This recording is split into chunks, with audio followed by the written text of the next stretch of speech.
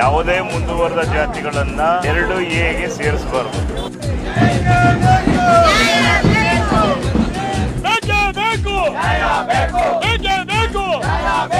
ಯಥಾಸ್ಥಿತಿ ಹೇಗಿತ್ತು ಹಿಂದೆ ಅದೇ ರೀತಿ ಮಾಡ್ತೇವೆ ಅಂತ ಇವರೇ ಒಪ್ಕೊಂಡಿದ್ದಾರೆ ಸುಪ್ರೀಂ ಕೋರ್ಟ್ ಮುಂದೆ. ಯಾವ ಸ್ವಾಮೀಜಿ ಆಗಿದ್ರೆ ಅವನ್ ನ್ಯಾಯವಾಗಿ ಒಂದು ಜಾತಿ ಹಿಡ್ಕೊಂಡು ಅವನು ನ್ಯಾಯ ಕೇಳಬಾರ್ದು.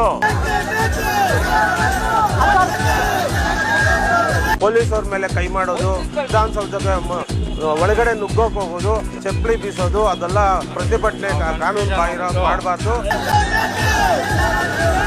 ಆ ಸ್ವಾಮೀಜಿ ನ್ಯಾಯವಾಗಿ ಅವನು ಎಲ್ಲರಿಗೂ ಸಮಾಜದಲ್ಲಿ ಒಳ್ಳೇದಾಗ್ಲಿ ಅಂತ ಅನ್ನೋದು ಅವನಿಗೆ ಬರ್ಬೇಕು. ಅವನೇ ಸ್ವಾಮೀಜಿ.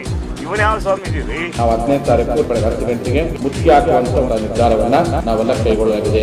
ಸ್ವಾಮೀಜಿಯಾಗಿ ಕಾವಿ ಧರಿಸಿದ ಮೇಲೆ ಸರ್ವೇ ಜನ ಸುಖಿನೋ ಭವಂತು ಅಂತ ಹೇಳುವ ಒಂದು ಪದ್ಧತಿ ನಮ್ಮ ಭಾರತದಲ್ಲಿದೆ. ಸ್ವಾಮೀಜಿಯಾಗಿ ಅವರ ನೇತೃತ್ವದಲ್ಲಿ ಪೊಲೀಸ್ ಅವರಿಗೆ ಕಲ್ಲೋಡಿಸೋದು, ಸಬ್ ಇನ್ಸ್ಪೆಕ್ಟರ್ಗಳಿಗೆ ಕಲ್ಲೋಡಿಸೋದು, ಚೌದವನ್ನ ಮುತ್ತಿಗೆ ಮಾಡತಕ್ಕಂತ ಕಾರ್ಯವನ್ನು ಮಾಡಿದ್ರು. ಅದು ಅಕ್ಷಮ ಅಪರಾಧ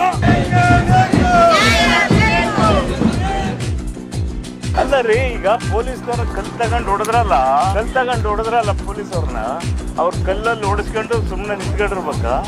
ಚಪ್ಪಲಿಯಲ್ಲಿ ಚಪ್ಪಲಿಯಲ್ಲಿ ಓಡಿಸ್ಕೊಂಡು ಅವ್ರು ಸುಮ್ಮನೆ ಇರ್ಬೇಕ? ಆಮೇಲೆ ವಿಧಾನಸೌಧ ಮುತ್ತಿಗೆ ಹಾಕಕ್ ಹೊರಟವ್ರಲ್ಲ. ಖಂಡಿತ ಅದು ಪ್ರಬಲ ಜಾತಿಗಳು ಈ ತರ ಎಲ್ಲ ಹೋರಾಟ ಮಾಡ್ತಾ ಕೂತ್ಕೊಂಡ್ರೆ ಅವರು 18-20 ಜನ MLA-ಗಳವರೇ, 3-4 ಜನ ಮಿನಿಸ್ಟರ್ಸ್ ಅವರೇ, ಇಂಥವರೆಲ್ಲ MP-ಗಳಿದ್ದಾರೆ.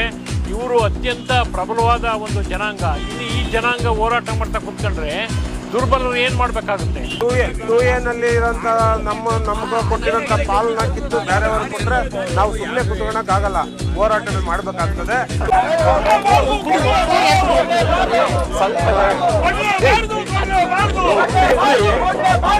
109 ಜಾತಿ ಇದ್ದಾರೆ. ಅವರಿಗೆ ಸರಿಯಾಗಿ ನಾವು ನ್ಯಾಯ ಕೊಡ್ಲಿಕ್ಕೆ ಆಗ್ತಾ ಇಲ್ಲ. ಅಂಥದ್ರಲ್ಲಿ ಒಂದು ಬೃಹತ್ ಮುಂದುವರೆದ ಸಮಾಜ ಇದರಲ್ಲಿ ಬಂದ್ರೆ ಇವರಿಗೆಲ್ಲ ಏನಾಗಬೇಕು? ಅವರು ಕೇವಲ ತಮ್ಮ ಜನಾಂಗದ ಸಂಖ್ಯಾಬಲದ ಮೇಲೆ ರಾಜಕೀಯ ಪ್ರಭಾವವನ್ನು ಬೀರಿ ಮೀಸಲಾತಿ ಪಡಿಬೇಕು ಅಂತ ಹೊರಟಿದ್ದಾರೆ. ಎಲ್ಲರಿಗೂ ಗೊತ್ತಿರೋ ರೀತಿಯಲ್ಲಿ ಪಂಚಮಶಾಲಿಗಳು ಯಾವುದೇ ರೀತಿಯಲ್ಲಿ ಹಿಂದುಳಿದಿಲ್ಲ. ಅವರು MLA-ಗಳ ಇದ್ದಾರೆ 7-8 ಜನ, ಮಂತ್ರಿಗಳು ಇಬ್ಬರು ಮಂತ್ರಿಗಳಿದ್ದಾರೆ. ಎಲ್ಲ ರೀತಿಯ ಅನುಕೂಲಗಳನ್ನು ಪಡ್ಕೊಂಡವ್ರೆ. ಅವ್ರದೇ ಆದಂತಹ ಒಳ್ಳೆ ಮಠಗಳಿದಾವೆ. ಆ ಮಠಗಳ ಮುಖಾಂತರ ಅವರ ಮಕ್ಕಳಿಗೆ ಒಳ್ಳೆ ವಿದ್ಯಾಭ್ಯಾಸವನ್ನು ಕೊಡ್ತಾವ್ರೆ. ಹೀಗಿರ್ಬೇಕಾದ್ರೆ ಅವರು ಆಸ್ತಿಗಳನ್ನು ಕೂಡ, ಬಹಳಷ್ಟು ಆಸ್ತಿಗಳನ್ನು ಕೂಡ ಹೊಂದಿದ್ದಾರೆ. ಅದರಲ್ಲಿ ಬಡವರು ಅಂತನೂ ಸಿಗೋದೇ ಕಷ್ಟ. ಆದರೂ ಕೂಡ ನಮಗೆ ಮೀಸಲಾತಿ ಕೊಡಿ. 2A.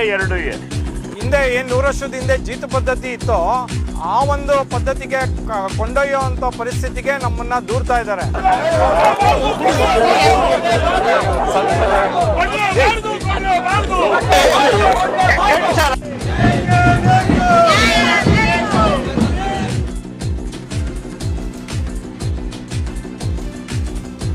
ಅವ್ರಿಗೆಲ್ಲ ಕಡಿವಾಣ ಹಾಕ್ಬೇಕು ಅಂತ ಅಂದ್ಬಿಟ್ಟು ನಾವೀಗಾಗಲೇ ಮನವಿಯನ್ನು ಕೊಟ್ಟಿದ್ದೇವೆ.